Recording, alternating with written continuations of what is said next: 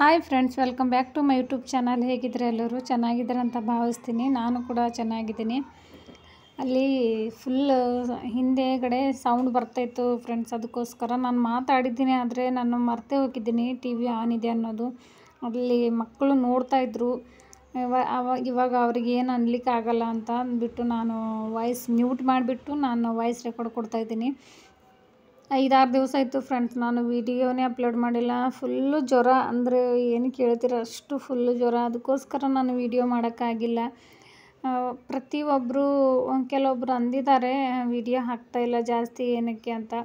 ಅದೇ ಸ್ವಲ್ಪ ಪ್ರಾಬ್ಲಮ್ ಏನಿಲ್ಲ, ಟೆನ್ಷನಿಂದ ವೈಟಿಯಿಂದ ಸ್ವಲ್ಪ ಟೆನ್ಷನಿಂದ ಜ್ವರ ಸ್ಟಾರ್ಟ್ ಆಗಿದೆ.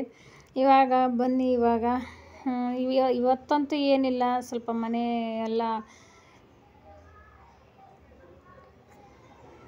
ಮನೆ ಪೂಜಾ ಶೇರ್ ಮಾಡ್ಕೊಳ ಅಂತ ವಿಡಿಯೋ ಮಾಡಿದ್ದೀನಿ. ಹಾಗೆ ನಿಮ್ಮ ಜೊತೆ ಏನಕ್ಕೆ ಮಾಡಿಲ್ಲ ವಿಡಿಯೋ ಅಂತ ಕೆಲವೊಬ್ರು ಕೇಳಿದ್ದಾರೆ, ಒಂದು 5-6 ಜನ ಕೇಳಿದ್ದಾರೆ. ಅದಕ್ಕೋಸ್ಕರ ಹೇಳೋಣ ಅಂತ ವಿಡಿಯೋ ಮಾಡಿದ್ದೀನಿ. ಅದರಲ್ಲಿ ತುಂಬ ಜನ ಯಾಕೆ ಮಾಡ್ತಾಯಿಲ್ಲ, ಏನು ಬಿಟ್ಟಿದ್ದೀರಾ ಅಂತ. ಇಲ್ಲ ಏನು ಬಿಟ್ಟೇ ಇಲ್ಲ, ನಾನು ಸ್ವಲ್ಪ ಮೈ ಹುಷಾರಿಲ್ವಲ್ಲ, ಅದಕ್ಕೋಸ್ಕರ ವಿಡಿಯೋ ಮಾಡಿಲ್ಲ ನಾನು.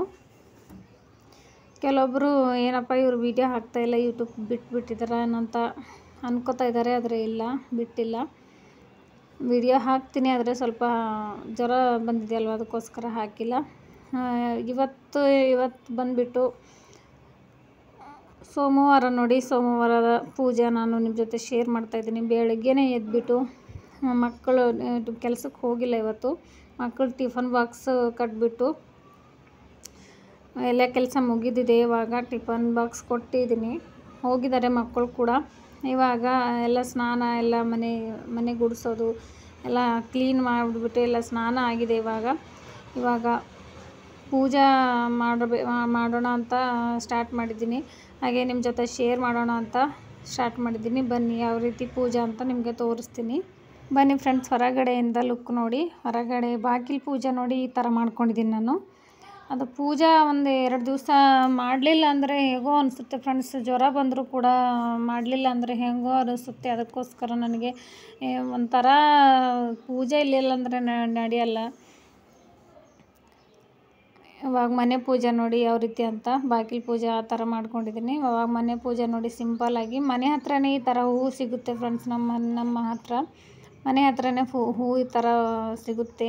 ಶಿವನಿಗೆ ತುಂಬ ಇಷ್ಟ ಅಂತೆ ಈ ಹೂವು, ನನಗೂ ಕೂಡ ತುಂಬ ಇಷ್ಟ. ನೋಡಿ, ಮೇಲ್ಗಡೆ ಫೋಟೋಗಳಿಗೂ ಪೂಜೆ ಈ ಥರ ಮಾಡ್ಕೊಂಡಿದ್ದೀನಿ ಸಿಂಪಲ್ಲಾಗಿ.